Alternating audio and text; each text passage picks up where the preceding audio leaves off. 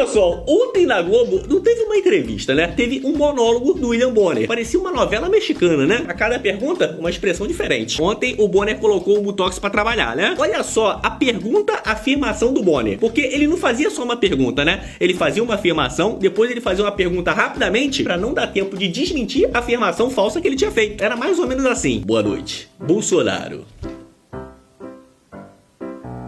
Agora vamos falar de um grande escândalo no seu governo. Como eu sou mal. Vamos falar da saída do seu ministro do governo. Aí o Bolsonaro ia responder: olha só, isso aí não tem escândalo, tá ok? Eu vou te explicar. Aí o Bonner falava: vamos para a próxima pergunta. Não eram perguntas, eram afirmações. O Bonner podia fazer a entrevista sozinho. Agora, teve um momento muito bom, que é um momento que todo idiota funcional, tipo o Mamando Moura, tipo o pessoal do MBL, ficam muito sem graça. Eles querem alegar que o Bolsonaro dialoga com o Centrão, como se isso fosse uma coisa terrível, uma coisa muito ruim. Só que se o Bolsonaro não fizer isso, como que ele vai governar? Porque em uma democracia, você depende de deputados eleitos para poder aprovar coisas. E foi exatamente nessa pergunta que a casa caiu pro Bonner. Olha só a cara do Bonner de sem graça. Em 2018, o senhor candidato à presidência, o senhor se apresentava como o candidato da antipolítica e o candidato contra o Centrão. Na convenção do seu partido, o general Heleno chegou a cantar: se gritar, pega Centrão, não fica um, trocando a palavra ladrão por Centrão, etc. Isso ficou muito famoso. Hoje, a verdade é que o Centrão, ele é a base do seu governo. Na semana passada, quando o senhor estava saindo lá do Palácio da Alvorada, inclusive o senhor enfrentou lá um incidente com aquele youtuber que foi cobrar do senhor essa aliança do seu governo com o Centrão. Eu pergunto, por que eleitores como aquele, que se sentem traídos pelo senhor, acreditariam nas suas promessas de agora? É simples, é só ver se tem caso de corrupção. É inacreditável chamar isso de jornalismo. Você está me estimulando a ser ditador. Eu, candidato? Você. E o mais engraçado é a vozinha do Bonner. Eu, candidato. Quem ligou a televisão nesse momento tem que explicar, né? É apenas o Jornal Nacional entrevistando o presidente. Senão a pessoa vai querer colocar uma moeda na televisão e esperar o apresentador tirar a roupa. Porque o Centrão são mais ou menos 300 parlamentares. Se eu deixar de lado, eu vou governar com quem? Não vou governar com o parlamento. É óbvio. Então você está me estimulando a ser um ditador. São 513 deputados. 300 são de partidos de centro, pejorativamente chamado de Centrão. O lado de lá, os 200 que sobram, é o pessoal do PT, PCdoB, PSOL, Rede. Não dá para você conversar com eles. Até eles não teriam número suficiente para aprovar sequer um projeto de lei comum. Então, os partidos de centro fazem parte, em grande parte, da base do governo, para que nós possamos avançar em reformas, como temos avançado em muitas coisas. Como, por exemplo, através do Centrão, nós conseguimos o Auxílio Brasil de R$600 para 20 milhões de famílias.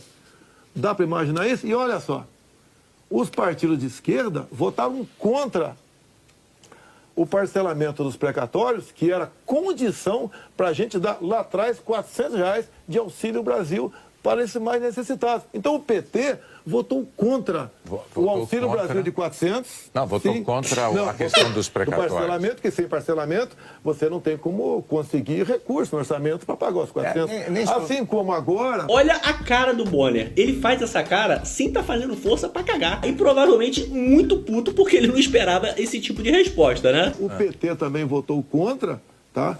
Ou melhor, discursou contra os R$600 e votou favorável. A questão política, assim como a questão de poucos meses, para diminuir o preço da gasolina no Brasil, todos os senadores do PT votaram contra a redução de semestre no Senado. Agora vamos lá, candidato. Agora, como é que eu vou trabalhar com o parlamento sem os partidos de centro? Mas a questão... O senhor disse que eu estou estimulando o senhor a ser ditador. Está estimulando, sim. Por favor, candidato. Não, eu não estimulei nada. É que a questão é a seguinte. Ué, pra fazer um tipo de pergunta dessa, ou é idiota ou realmente tá estimulando. O Brasil é uma democracia. Como que a pessoa vai governar sem outras pessoas que foram eleitas? Se for agir de outra forma, aí já se chama outra coisa. Aí é ditadura. Em 2018, o senhor chegou a dizer, até com propriedade, que governos anteriores tinham feito alianças com o Centrão. Mas o senhor disse criticamente que esses governos anteriores tinham feito nomeações com interesse político partidário e que isso tinha tudo para dar errado. O senhor chegou até a concluir assim: por isso eu não integro o Centrão. Mas recentemente, há dias, o senhor, com muita naturalidade, disse assim: eu sempre fui do Centrão, eu vim do Centrão. Aí eu tenho que perguntar ao candidato, em nome da clareza para os eleitores, em qual dessas duas afirmações o eleitor deve acreditar? O senhor sempre foi do Centrão? Ou o senhor, como disse em 2018, diz: eu nunca fui do Centrão por esse motivo? No meu tempo não era Centrão, não existia Centrão. Como assim? No meu tempo, esses partidos que eu já integrei não eram tidos como partido do Centrão. E aí, depois dessa vergonha da Globo, o Bonner, ele fez mais um vídeo pra poder complementar a vergonha. Olha só isso, já pega a pipoca pra você rir. Às vezes eu tenho a sensação de que a idade, quando vai chegando, ela vai dando uns sinais, assim, muito lentos, né? Sutis. Ontem, no fim da minha jornada de trabalho, que não foi uma jornada comum... Realmente, né? Todo mundo viu. Foi uma vergonha tremenda. Eu estava saindo bem cansado lá da Globo. Cansadinho, tá tinha cansadinho. Um grupo fazendo a maior festa na porta do estacionamento. Sabe assim, acenando, sorrindo, gritando, batendo no vidro do meu carro. É verdade. A gente acredita que é por causa de você. A gente acredita. E é claro que aquilo faz um bem danado, abri um sorriso, acenei para todo mundo, mas cumpri o protocolo de segurança da empresa. Não pode baixar vidro numa situação como essa. Mas saí de lá, sabe, energizado, foi muito bom. Aí deram uma chupeta no velho, tá vendo? Que ele saiu energizado. Eu fui dormir e quando eu acordei hoje, eu soube que a Ivete Sangalo estava de roupão ali no meio daquele grupo. Desculpa, majestade.